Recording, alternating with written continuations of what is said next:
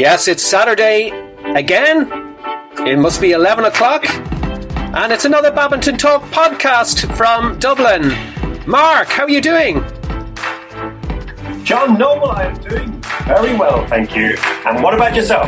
Yeah, doing well. It's the 8th of March. 8th of March, I was going to say 8th of April. Mark, do you think we'll be out of lockdown soon?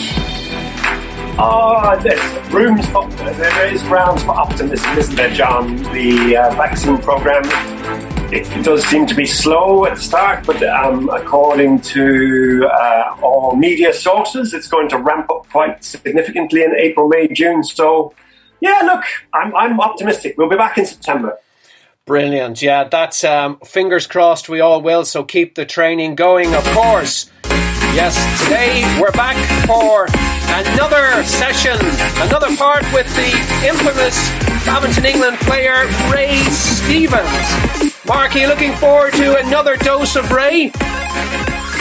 Absolutely, John. He's, as I've said many times before, he's a hero of mine, and his advice is just incredible. Especially for young players. Should listen. This is a world-class athlete of his era, remembering how he did it. Wow, you heard it there from Mark. So Badminton Talk podcast, of course, to you is brought to you by, yes, the Q Shuttle. We're going to jump straight in, Mark. Let's go back about a month or two ago when we spoke to Ray and hear what he's got to say. Are you ready, Mark? Let's do it. Okay, Ray, come on. I told you I was so lucky with the players I trained with, because there was Morten Frost, Sven, Fleming, Stura, Prakash, nearly all these people that stayed in my home. Wow. You know, and they came over to train with me for very short periods, but I went over to train with them for weeks. And I said to Mark some time ago, I'd do a training spell out there every year before the Nationals came up. And you come back and it was like playing slow motion. It all seemed so easy, and the level was so much higher. Yeah.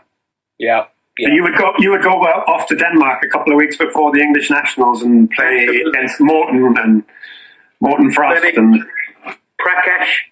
I played Prakash all the time.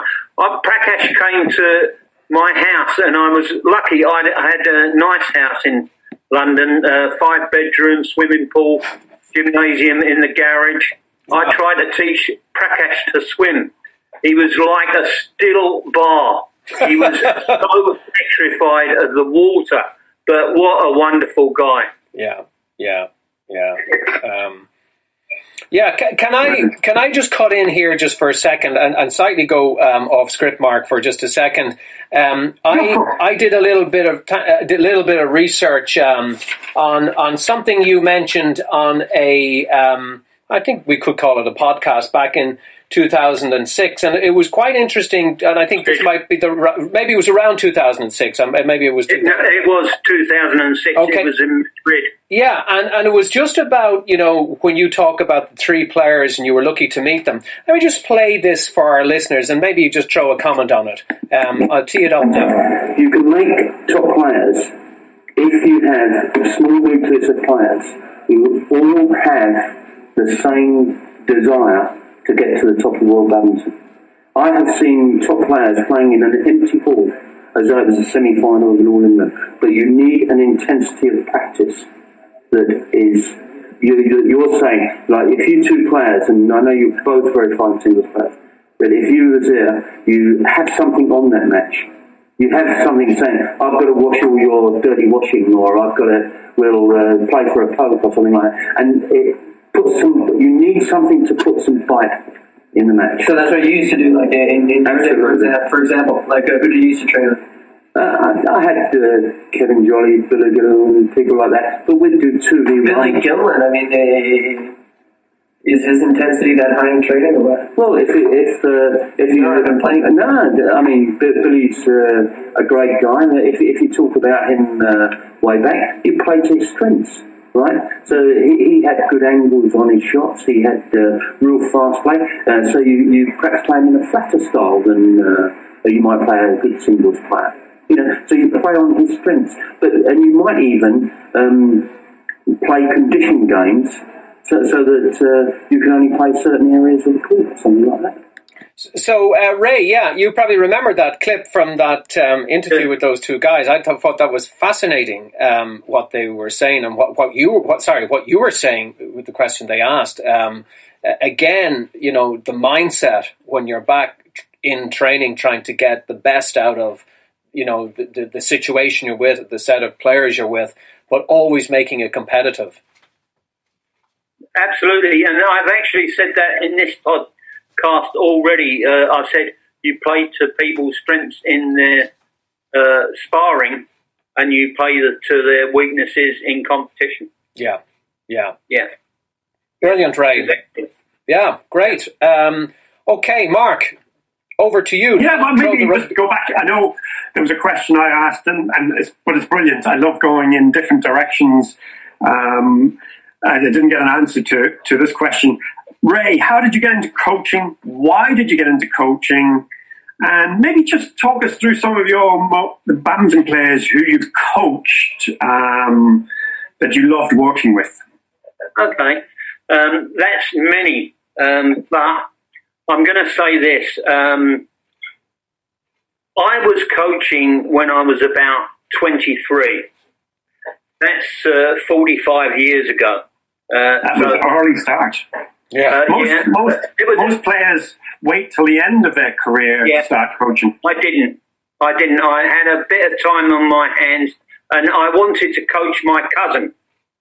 So I wanted to coach my cousin, and I thought I've always, as I've said already to you, girls are easy to coach. So I took a young girl on that I thought could be a good player. Her name was Tracy Salmon.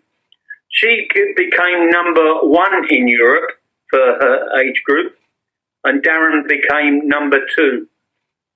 Because I recognised there wasn't the structure in badminton. There wasn't the people thought it was okay to come and down and play for an hour and a half, 2 hours, a couple of times a week, and that was going to do it. No, Darren had probably a 3 or 4 hour day training program.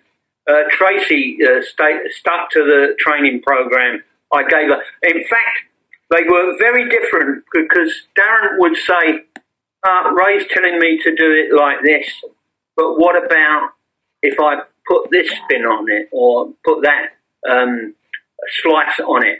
And he developed himself, which I 100% agreed with. The girl only followed my instruction, and that held her back. That is interesting. I wanted someone to think with their own mind. Yes. Yeah. That's why we put the question earlier on of affirmations. But when I train a player, it's not just about the physical or the skill. They've got to what's happening in that match. Where's the weakness there? For Darren, I'm going to give an example because Darren's a good example. I could say to Darren, this guy likes a net. Serve short and soft, and he's going to play the net. Get in there like a rocket and knock it off. Okay? And Darren did it. Next serve, you push it into his body. He's got a little feint that he likes to put up deep in your forehand side. A flat push. Look at it. Cut it out. Smash and then cover the net. Where's the guy going to go now? You've taken him on, not just on the court, you've taken him on mentally. And that's the key, to take them. If one reason that Morton was so brilliant in his career, he didn't play people. He played energy systems. So I've seen Morton beat people in their first 5 points of a match because he's just run them. Smash. I'll even lift it short. Smash. One of the hardest points to ever win against Morton was a short lift. Honestly, believe me, from someone who's played him. Which is not. And you had a big smash.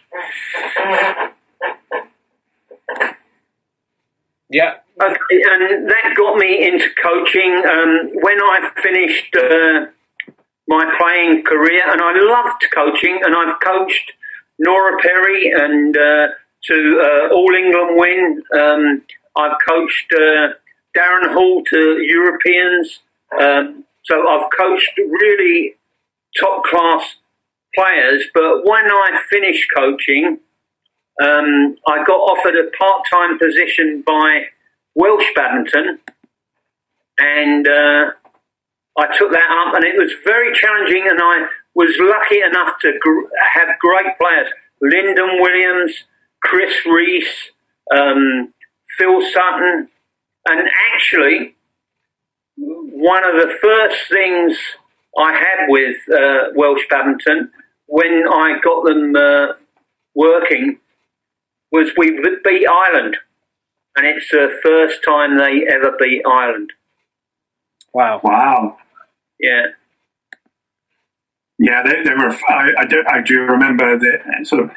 I was just really a teenager, but I do remember some of those players: Chris Reese, Lyndon Williams. I think Chris Reese and Lyndon Williams. They got a silver medal in the European Championships, I think. They were very, very good players. Yeah, they were. Phil was a brilliant athlete, but don't ever underestimate. And he's a very good golfer. I think he plays for Wales. Brilliant, yeah. I think I saw Phil Sutton. Did he get to the last 8 of the All England a couple of times? He played against Morton, and it was a real rallying game, which suited Phil, but Morton was making him do about 20% more work. Yeah. Which was typical Morton. Yeah.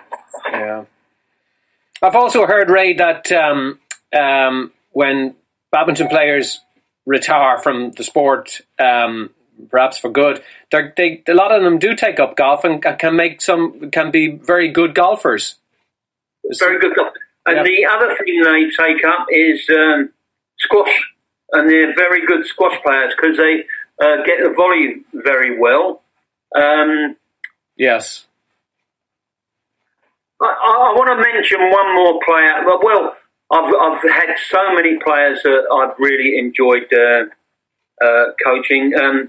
Colin Horton was a special one because when he first, and he was British #1, but when I first came to Colin, we used to watch video, and I said, look what the player's doing here and he didn't really see it.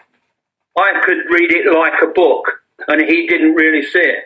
But about 3 years later, he was playing the World Championships, and I gave him pointers for the players that he was playing against, and he gave me, if he put it into a university diploma, I'll tell you he would have got honours. Reams of information on the player, what he did. It was like reading a fortnight script of what's going to happen next. Excellent. Yeah, I remember Colin Horton. I think he might have won the Irish Open twice. Certainly once. Colin was a great player and very misunderstood. He was highly tattooed. He was I would say close to socially awkward. Great guy. Great guy. And there's one other player I want to mention that was very special to me, and his name was Peter Kukal. He was a Czech number 1. And he said, will you come across to coach me? And I said, what does it pay? He said, not a lot. And I said, yes, I'm there. I want to coach you. And it was 10 days before their Czech Open. And I said, that's the wrong time to invite me. You should be doing the work 2 months away, and this should be just a sharpening period, not the bulk of the work that you want to do to win the Czech Open. But cut a long story short, and he's a very particular type of guy, very charismatic, charms the girls, and a brilliant athlete, and 6'3", you know. So he enters a tournament, and I said, where's your warm-up? He wasn't warming up. I said, if you're working with me, you're going to warm up, and you're going to warm up and get ready for that call. And so we got the ground rules out fairly early on, and he started going through the tournament with some tough matches. He had to play Scott Evans in the semi-final, and Scott was a good player. And I said, look, you've got to do this and got to do that. And he's 10-1 down. 10-1 down, 11-2 down, and I go on. And this is quite an important point for a lot of people here. Okay. It's nothing tactical. I didn't say you've got to cut it down to his backhand side and then cut him across the forehand side, smash down, a power smash down the backhand side and get in. I said, Peter, what are you doing? You're not fighting. You've got to fight every single point. You're giving it to him. Yeah. You're frightened out there. What the hell are you doing? Get in there and fight. Now, he's 6'3". Okay? I must have looked like I'd had a magic wand. Remember, I said nothing tactically. Yes. Yeah. Wow. He won that game. Attitude, what we were talking about early on, his fighter attitude and his belief kicked in because I gave him a kick up the backside. Okay? Yeah. And often, Ray, you see an awful lot of coaches going out to players and giving them far too much instructions during a changeover. Instead of, the really good coaches, it's just one thing they say and it works. And obviously you said the right thing at the right time. And that's an... It could have gone wrong. Well, it could have, yeah. And to cut a long story short, he won the semi-final against Scott, 2 ends, but twice. And I virtually had to say the same thing to him in the second. So I must have looked like I had a magic wand and I had very little input in that match besides a big stick. And in the final, the same thing happened. He was playing a great player from, I think, the Ukraine, Zadetsky. A short player, but a powerhouse that he didn't have a good record against. And I said, you've got to bully him. You've got to bully him. He's a short guy, so punch clear over him, keep him back in court, and then take the net. And he looked fantastic. Cut the long story short, it was the first time the Czech Republic had a Czech winner in 20 years. Wow. Yes. the wine was flowing that night. Very well deserved. Yeah. Believe me, he could party. He could party. Yeah, But I called him my Czech son. We had a very, very close and good relationship. And I still think of him. He's actually the president of the Czech Association at the moment. Good on Yes, him. I saw that. I never knew him, but It's a great story. I always, when I watched him, he seemed to be very athletic, very good on his feet. Oh, yeah. And I'm going to tell this, Mark. The girls loved him. They loved him. I'm going to say, I was sometimes behind his court, and a pretty girl would walk past, and I saw him wink, and I thought, wow, what are you doing, man? You know, it's amazing.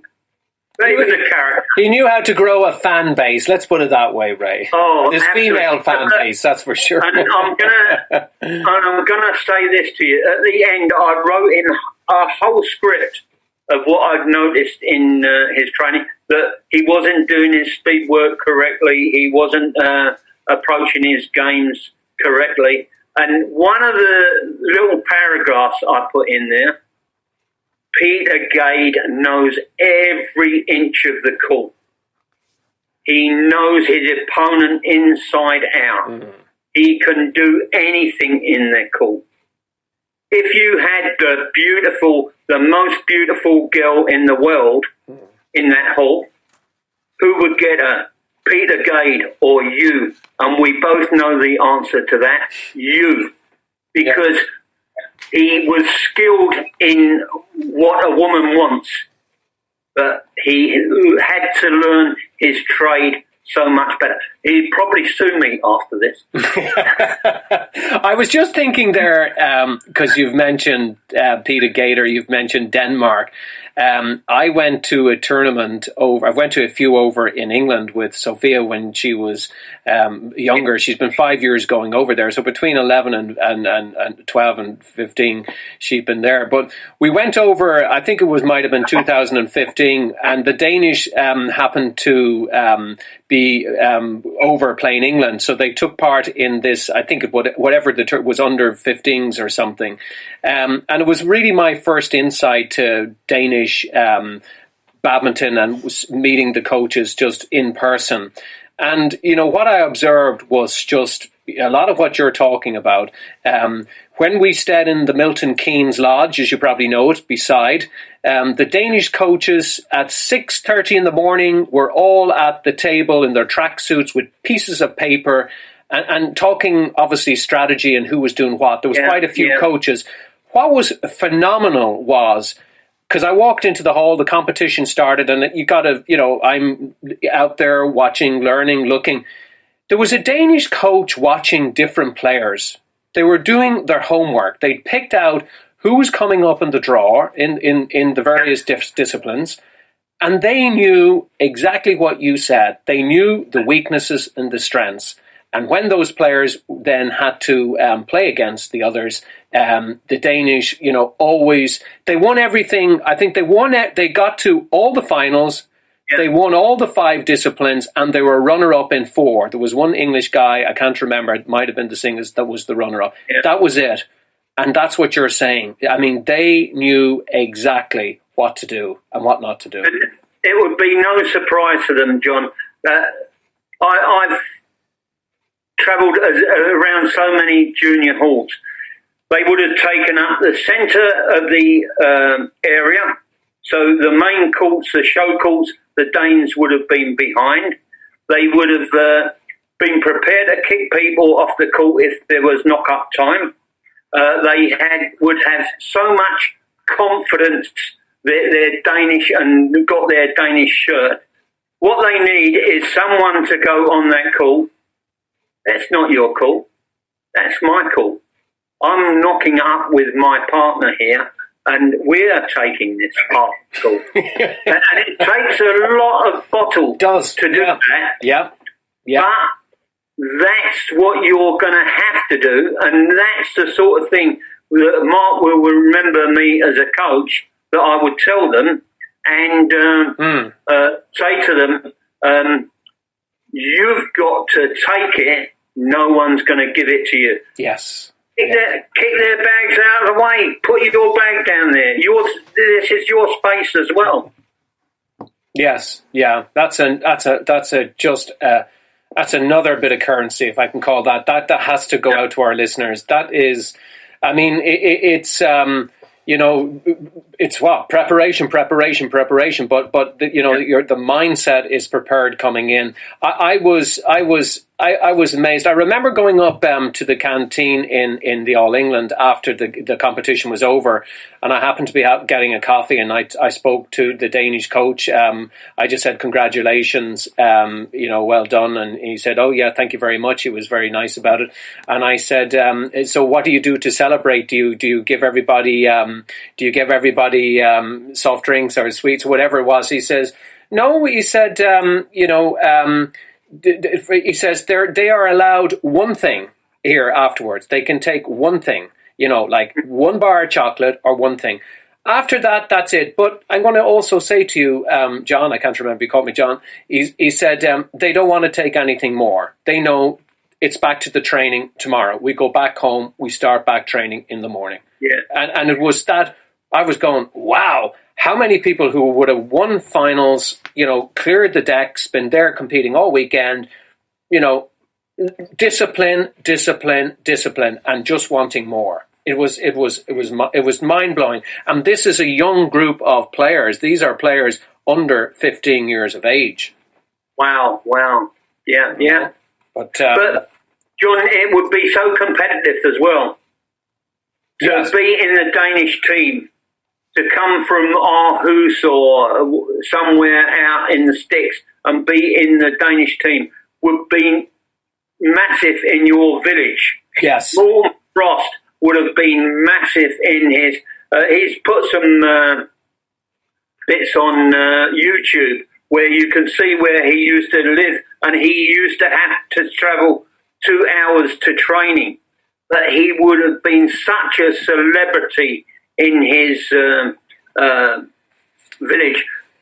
Yes. You've just had 3 tournaments in Asia. Antonsen and... yes, that's right. And Antonsen and Victor Axelsen would be on the back pages and the front pages of national newspapers. It's got such a different profile of sport then. Yeah. I guess that's the mindset that we all have sometimes underestimate if we don't kind of follow the game at that high level. It's just the professionalism and no stone unturned. And as you said, pressure to get places and hold your place. And I also remember, my last point on this, when we were over in back to Denmark, and we went over there, maybe it's 5 years ago, the coaches were saying to us, like, do you see that girl in the hall? Yeah, she's number one singles player under, say, was 13 or 15. I think we were playing under 13s. And I said, yeah, all right. And you see that other player there in Danish? Yeah, she was number one 3 weeks ago. And you see this other player here? She's number one like 5 weeks ago. And I said, hold on, you've all these no, we have 10 number ones. This is what we have. And they're all can beat each other.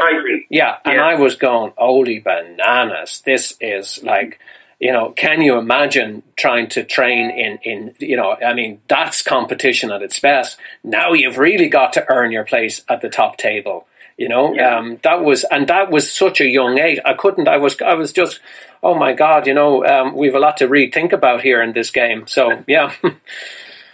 Okay, sorry, Mark, we're up to 8 more minutes on this little stint here. So okay. Well, I'll tell you what, we'll just change the subject from coaching. And now, Ray, you may not have anything that frustrates you in badminton, but this is now an opportunity for you to tell us anything about the sport of badminton as it is now, which frustrates you, could be improved. Maybe something you feel strongly about, Ray. Okay. I'm going to be completely honest because you don't get many chances like this. I think the World Badminton Federation are doing a fantastic job. Mm-hmm. I think the European Badminton Europe is doing a fantastic job. I think the home nations, and I'm going to include England in that, but I'm going to say other nations, get more passion for the sport. If you take England, they've had over £40 million in lottery money. Okay? Yeah. Ask them what they've put in place to produce world class players. Not good enough, in my opinion. Not good enough. Yeah, you've got good coaches, and I know the coaches there. They're good. Yeah. But you've got to get passion from the top and for the good of the game. So if I took Ireland, and I don't know Ireland, but I've talked to one or two people about Ireland, and I talked to you as well, Mark, about Ireland. Yeah. You've got a great high-performance director. You've got a good coach in there. You didn't have good enough training facilities. I know you've now just changed your training facilities. Great. It's a step in the right direction. But it's taken too long. You were like me, having to fight for court space when you shouldn't. You've got a great talent in that. Yes. He should be getting the benefit. Where do you want to go to Spa? Do you want to go to France? Do you want to go to... where's going to be the best place for you to get your improvement? So he should, having it put on his doorstep, what's going to make him a better player? Who do you relate to? Would you benefit from some time with Scott Evans or Peter Gade? You know, so look at your players and give them the very best service you can. And it's not about the salary you're earning, but about your passion for the sport. It's not just a job. And are you saying, Ray, passion? Are you saying passion from each of the country federation? Because it has to. No, it's got to come from the CEO, whoever the CEO is. And I'm not just meaning, come on Ireland or come on England. I mean putting the right stuff in there. So the sort of thing they've done right for England was they got one of the top mixed players to come over, a guy, I'm trying to think of his name, but he was coaching Gabby and Chris. Yes. And he was obviously giving them and Badminton England would have been paying fortunes for that input. Performance sport is expensive. Don't think you're going to get away with it cheap. That the CEOs have to come up with the ideas, and if they can't get the ideas, they get them from people like Mark, people who know, people like what's going to be the best for your daughter to develop. Would be getting an ex-Chinese top-class player over to teach her some skills. You know, you've got to. It's all about the players, and I'm going to say this: that's at one level, and we've got to build our superstars up more. So, Nat, fantastic results. Get them out there. Get them into the publicity. Push him more. He's got such a wonderful work ethic, role model for all the kids to follow. If you can't get it from Kellogg's, get it from the Asian version or something like that, because his story needs to be told. His story needs to be told, and he needs good funding to get where he's going to get to in the next step. Because from a young age, he's been able to take on the class players. Yes, yeah, and he's proven that. And we're here with Ray Stevens. And yes, we are here with Ray Stevens, but that is all we have time on this podcast. Mark, another part 3 of Ray Stevens has passed by so quickly. Mark, I'm not sure if Mark can still hear me. Oh, I'm sorry. I'm back on. I was just muted there, John. Okay, we have Mark back. I know it's tough when you get to your 50s. Can you still hear me, Mark? Yeah? I can. It was the mute button. But I heard everything you said, John. No, it was fascinating listening to Ray there in part 3. He really does. In many ways, he shoots from the hip. He tells it as he sees it. And it's refreshing to hear that type of chat. Yeah, no, it is. And he has such positive comments to make on so many players, his own English players, and obviously any good player around the world, including some of the Irish players too. He certainly knows about the talent, and my goodness, what a tough worker he has been over the years at badminton, Mark.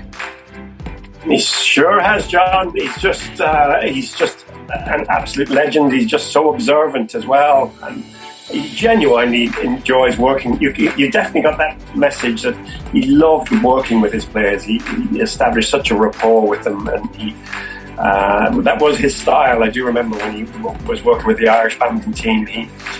He just had this connection, or he had this way of establishing such a rapport that you, as a player, and he believed in you. I think that was the other thing. He believed so strongly in what you could do and how you could win. He was really good at that. Yeah, and certainly if you're listening, if our listeners to the Badminton Talk podcast, fear nothing, as Ray Stevens says. There is abundance of talented players, and just go out and improve every single day. So this Badminton Talk podcast has been brought to you by, of course, the Q Shuttle, our sponsor, and we thank them for that. Mark, are you planning anything today? It's now the 8th of April. What's the plan for Mark in the afternoon before we kind of wrap it up? I think I might head into the garden, do a bit of work on my cobble lock, John. God! Those weeds. They keep coming. They just never stop, those weeds. Maybe it's the neighbours are planting them and you're not seeing it, Mark. I think it's the wind, the weeds, the seeds blow in from somewhere. Okay, or maybe it's Jamie doing it at night time to keep you busy and out of the house. What do you think? I don't think so, John. Okay. I doubt it. Okay, well, listen, Mark, you go and enjoy the greenery of the garden, and I think it's kind of a bit of cleaning in the house for me.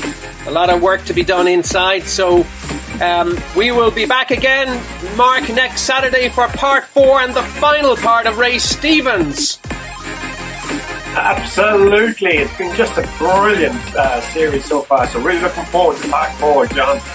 Yeah, so stay safe, everyone. See you next week, same time, same place, same podcast, the Badminton Talk podcast.